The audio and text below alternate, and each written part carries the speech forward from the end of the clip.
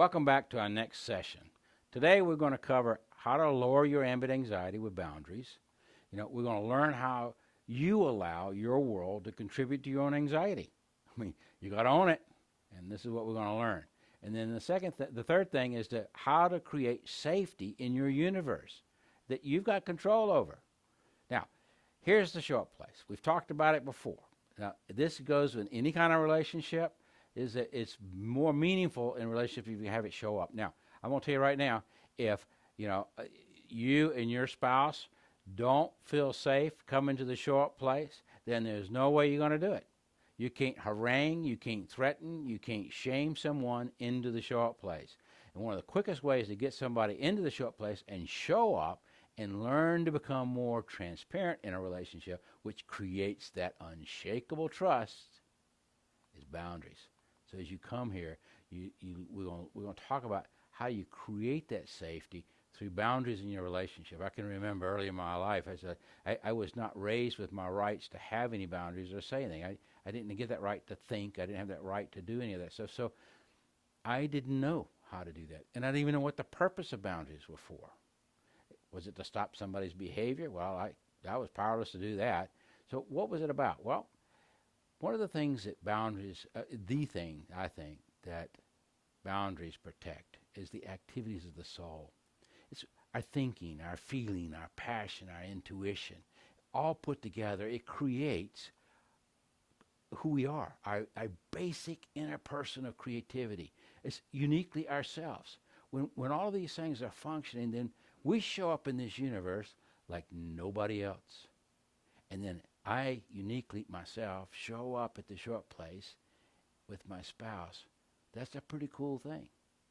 Now, how do we do that? Well, first of all, we got to maintain and create and maintain safety in that relationship, in that show up place, so that you can keep both brains online. And both brains are saying, I'm okay, I'm not going to die, I'm safe, and I can go ahead and get transparent. I can show up and experience intimacy. I can show up and be buck naked. Now, these are boundaries of what they're for.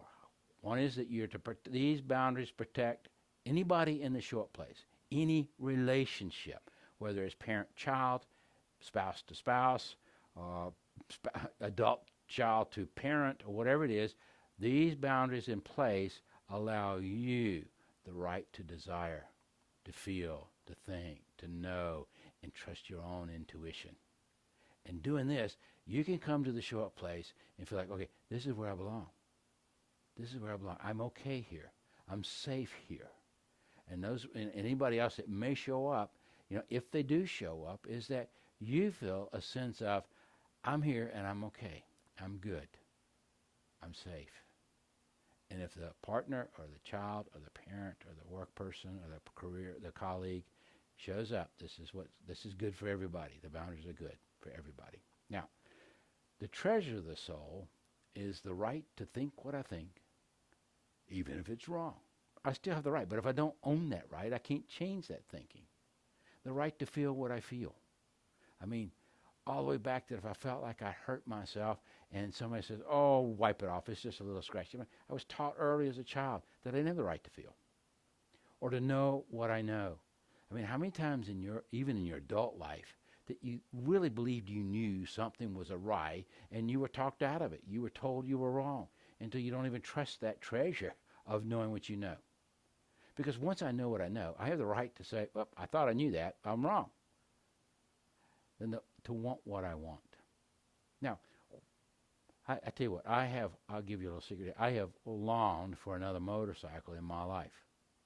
There was a time years ago where I even went to the motorcycle store and I went into the store and I walked up to one of the nice big old motorcycles, black and chrome and leather. Oh, it smelled so good. And I got on that bike and I sat there in the showroom and I just imagined myself flying down the road, bugs in my teeth and my hair flowing in the wind. A lot of imagination, as you can imagine. Now, I got off the bike I could not afford and I went to the counter and I picked up a brochure. I says, I might not be able to buy the bike, but I have the right to want it. I came home, glued it to my refrigerator door, and it just said to me, You might not get it, but you can want it. It's okay. Now, the other one is to trust my intuition. There are times in our world that our gut has said something is wrong, something is not right, something doesn't add up, it doesn't match. You have a right to trust that.